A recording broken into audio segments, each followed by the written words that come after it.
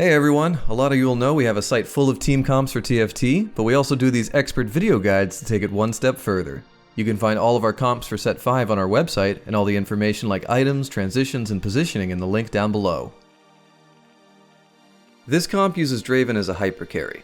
Most of the other units are there for things like utility and frontline to let Draven do as much damage as possible. This is a default leveling comp, meaning it doesn't rely on any 3-star units, and you'll level up at a regular pace. Look to stabilize at level 7 with something like a 1-star Draven, and then spend most of your gold at level 8 to 2-star your Draven and find Ryze, Mordekaiser, Diana, and Rell. Your standard level 8 comp will have Draven, Diana, Mordekaiser, Rell, Ryze, Lux, Nautilus, and Thresh. To get top 4 most games, you'll just need to complete this team at 2 stars with good items. However, to really push for that first place, you'll want to replace your weaker units with strong late game upgrades.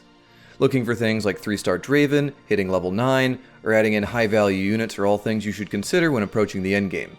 The core of this comp is Draven, 1 Legionnaire, Forgotten, and Frontline.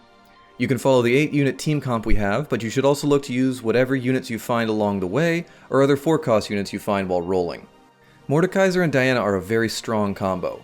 Mord is a solid frontliner that gives Legionnaire, and Diana applies CC to the backline. But when you're not hitting, you can replace them for another Legionnaire and some frontline.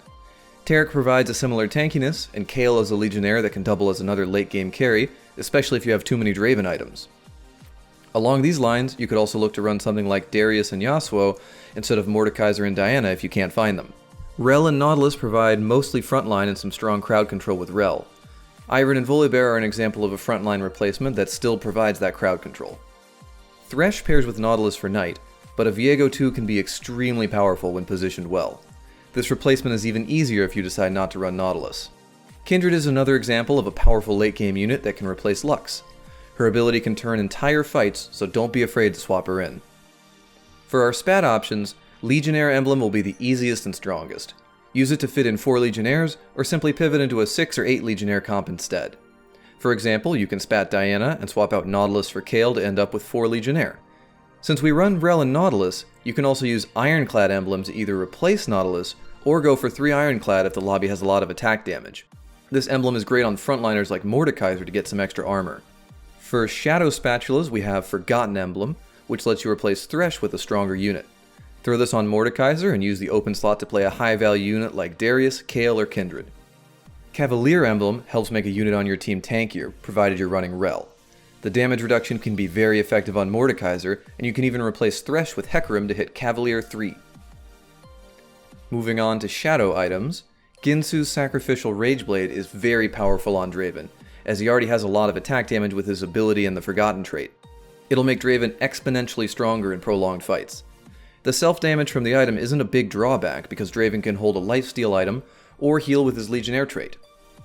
Risk's Thirster is essentially a stronger Bloodthirster, but the regular version still gives Draven a lot of sustainability. Sacrificial Infinity Edge is also another upgrade from regular Infinity Edge, with the drawback of self-inflicting damage. Since you want to put shadow items on other Forgotten units to buff up Draven, a shadow tier item on Ryze will increase his crowd control. Frozen Dark Heart is a great option for Diana. She jumps to the enemy backline, keeping the debuff on enemy carries and away from your Draven. In general, Draven wants items that help him scale his high AD, so an attack speed item like Shadow or regular Rageblade gives him a lot of damage, while other scaling items like Infinity Edge, Runan's Hurricane, or their Shadow versions will help him out as well.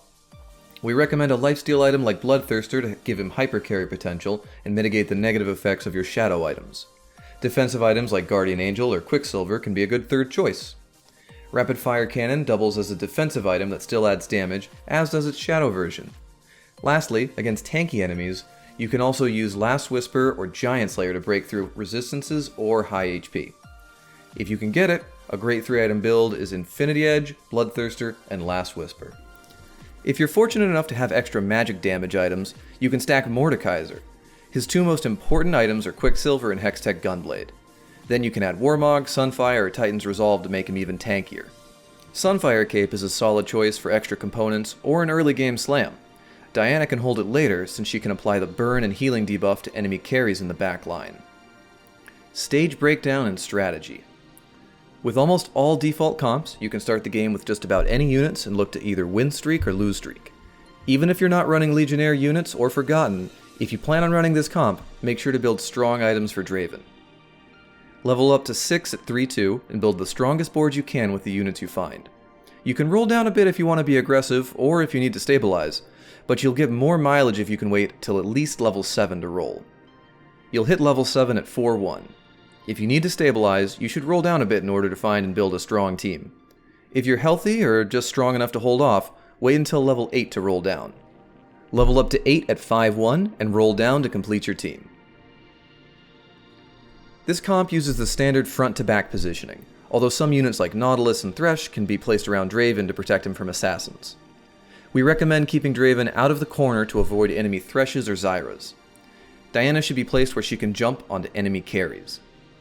Lastly, we recommend placing this comp in a diagonal position, starting with Rel in the front and Lux in the back opposite corner. This will let their shields hit most of your team. Here's an example of an early Forgotten board that transitions easily. That'll give you everything you need to know to win with our Tall Draven comp. Remember, you can follow along with this guide in our TFT overlay, so make sure you download that and bring it with you into your next game.